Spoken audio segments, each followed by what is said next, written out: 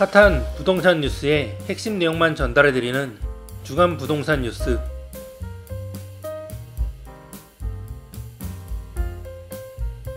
제21대 대통령 선거에 막이 본격 오른 가운데 건설안전이 건설정책의 핵심 키워드로 부상하고 있습니다. 이재명 더불어민주당 후보와 김문수 국민의힘 후보는 건설안전을 놓고 각각 다른 접근법으로 건설 현장의 안전 확보를 약속했습니다. 13일 민주당과 국민의힘 등이 중앙선거관리위원회에 제출한 10대 공약에 따르면 이 후보는 국민의 생명과 안전을 지키는 나라를 만들겠다며 건설안전 분야에 대한 구체적인 정책 방향을 제시했습니다. 이 후보 공약의 핵심은 건설공사 발주 설계, 건설공사 발주, 설계, 시공, 감리 등 전 과정에 대한 안전 강화입니다. 이는 건설 프로젝트의 시작부터 완료까지 모든 단계에서 안전관리를 시스템적으로 접근하겠다는 의지로 해석됩니다. 또 이 후보는 생명안전기본법 제정 추진을 통해 안전 문제에 대한 국가의 책무를 강화하고 보다 체계적인 안전관리 시스템의 법적 토대를 마련하겠다는 계획입니다. 이와 함께 사회적 재난 발생 시 신속하고 효율적인 대응체계 구축을 위해 재난 현장 지휘권을 강화하고 산불, 호우, 땅꺼짐 사고 등을 포함한 통합기후재난 예측 감시 시스템을 도입해 예측 가능한 위험에 대해 선제적으로 대응하겠다고 밝혔습니다. 건설 현장의 직접적인 안전관리뿐 아니라 기후변화 등에 인한 외부 위험 요인으로부터 현장을 보호하기 위해 포괄적으로 접근하겠다는 의지입니다. 반면 김 후보는 재난에 강한 나라, 국민을 지키는 대한민국을 내걸고 사전 예방 중심의 재난관리 체계 구축을 통한 안전 확보를 강조했습니다. 특히 김 후보는 건설 현장 및 주변 인프라의 안전과 직결될 수 있는 구체적인 방안을 제시했습니다. 지하 안전사고 예방을 위한 싱크홀 대응체계 구축 공약이 대표적입니다. 이를 위해 지반 탐사 관련 장비 확충, 관련 기술 개발 R&D 지원, 지하 공사 및 지반 탐사 관련 제도 개선, 전문 인력 양성 등을 약속했습니다. 또 하천 지류 정비 사업 신속 추진으로 자연재난 예방을 목표로 도심지 하천 저류지 조성, 대규모 준설을 통한 하천의 물그릇 확보, 노후 제방 안전 강화 등을 통해 자연재해로 인한 피해를 최소화하고 건설 현장의 안정성을 높이겠다는 구상입니다. 김 후보의 공약은 재난 발생 가능성을 사단에 차단하고 관련 인프라를 강화함으로써 건설 현장을 포함한 국토 전반의 안전 수준을 높이는 데 중점을 두고 있습니다. 과거 대선에서 건설 안전 관련 공약이 특정 사건 사고 발생 이후 단기적 처방이나 규제 강화 일반도로 제시되는 경우가 많았지만 이번 대선에서는 이 후보의 시스템적 접근과 김 후보의 예방적 인프라 강화 등 근본적이고 장기적인 관점의 정책들을 제시했다는 평가가 나옵니다. 업계의 한 관계자는 실제 현장에서 안전 규정이 제대로 지켜지고 작업자들이 안전하게 일할 수 있는 환경을 만드는 게 핵심이라며 중소건설업체의 안전관리 역량 강화 지원과 스마트 안전기술 도입을 위한 현실적인 예산 지원이 필요하다고 말했습니다.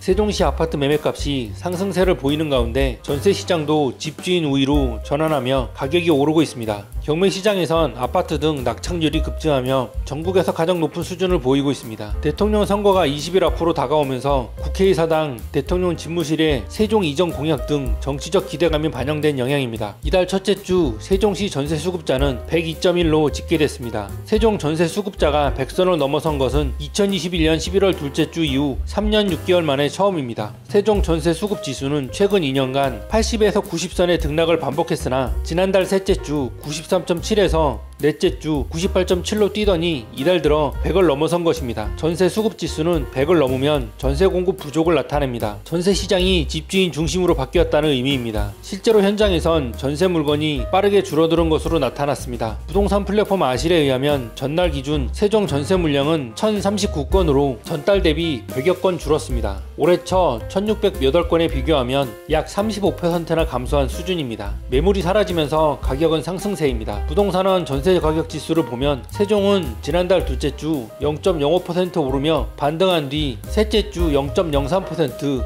넷째 주 0.12%, 이달 첫째 주 0.14%로 상승폭을 키우고 있습니다. 매매가격과 전세가격은 서로 연동해 움직이는 점을 고려하면 세종 전세가 상승은 최근 매매가 급등과 무관하지 않다는 분석이 나옵니다. 지지옥션이 지난 12일 내놓은 4월 경매 동향 보고서에 의하면 지난달 아파트와 빌라, 단독주택 등 세종 주거시설 낙찰률은 47.7%로 파악됐습니다. 지난달 경매에 나온 이 지역 주거시설 절반 가까이 새 주인을 찾았다는 의미입니다. 특히 이는 시는 전달 대비 20.1%포인트 오른 숫자로 전국 17개 시도시 중 최고치를 기록했습니다. 세종 아파트 낙찰가율은 82.3%였습니다. 지난 2월 이후 2개월 연속 80%대로 웃도는 모습입니다. 세종 나성동 나리째 마을 5단지 전용면적 99제곱미터는 감정가보다 높은 가격에 낙찰되기도 했습니다. 주택산업연구원이 전날 발표한 5월 전국 아파트 입주 전망 지수에서 세종은 123으로 한 달 전보다 14.7포인트 오르며 전국에서 가장 높은 숫자를 기록했습니다. 아파트 입주 전망 지수는 아파트를 분양받은 사람이 정상적으로 잔금을 내고 입주할 수 있을지 예상하는 지표입니다. 주택사업자를 대상으로 조사를 산출하는데 100을 기준점으로 그 이상이면 입주 경기의 낙관적 전망이 우세하다는 의미입니다. 주사년은 국회와 대통령 집무실에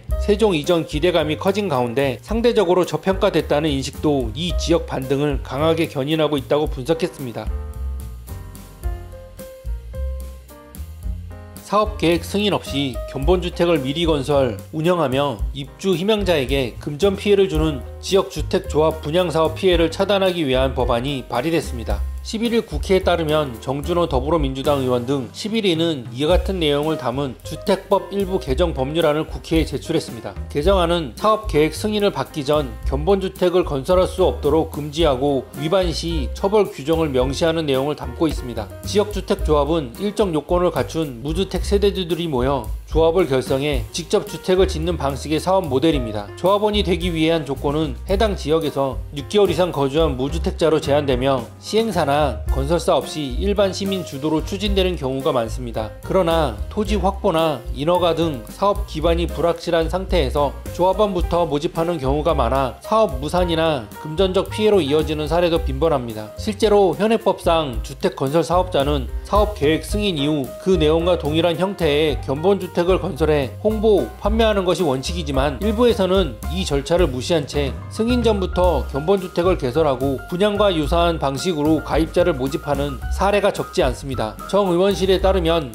대표적으로 광주 지역에서 주택조합이 꾸려져 승인 나기 전 모델하우스만 지어놓고 운영한 사례가 법안 발의에서 검토됐다고 전했습니다. 의원실 관계자는 모델하우스에서는 주택조합 관련 승인 서류가 비치돼야 하는데 그런 정상적인 절차를 무시하고 모델하우스만 하나 지어놓고 법을 잘 모르는 일반인들을 상대로 피해가 나타난 것으로 조사됐다며 나중에 가서는 이 서류가 분양 서류가 아닌 조합원 등록 서류라 돈을 못 돌려준다는 식으로 부연했습니다. 뿐만 아니라 2022년 수원지방법원 여주지원 판결에서는 승인되지 않은 사업에 조합원으로 가입해 수천만 원의 분담금을 낸 입주 희망자가 손실을 입은 사례가 발생하기도 했습니다. 이들은 정식 분양이 아닌 임의단체 가입 형식으로 서류를 작성했지만 실질적으로는 일반 분양처럼 운영돼 계약금으로 오인한 피해가 생긴 것입니다. 정 의원은 사업 계획이 확정되지 않은 상태에서 진행되는 견본주택 홍보는 관련 법을 잘 모르는 일반 소비자에게 큰 피해를 줄 수 있다면서 이번 개정을 통해 기획 단계에서 기망 행위를 원천 차단하고 주택시장의 신뢰를 높이겠다고 강조했습니다. 개정안은 주택법 제15조에 제7항을 신설해 승인 전 견본주택 건설을 금지하고 제104조의 위반 시 제재 조항을 추가하는 방식입니다. 한 업계 전문가는 최근 주택시장 과열과 지역개발 기대감으로 일부 미승인 사업장이 소비자를 끌어들이는 수단으로 견본주택을 악용하고 있다며 소비자 보호를 위한 입법 논의가 시급하다고 말했습니다.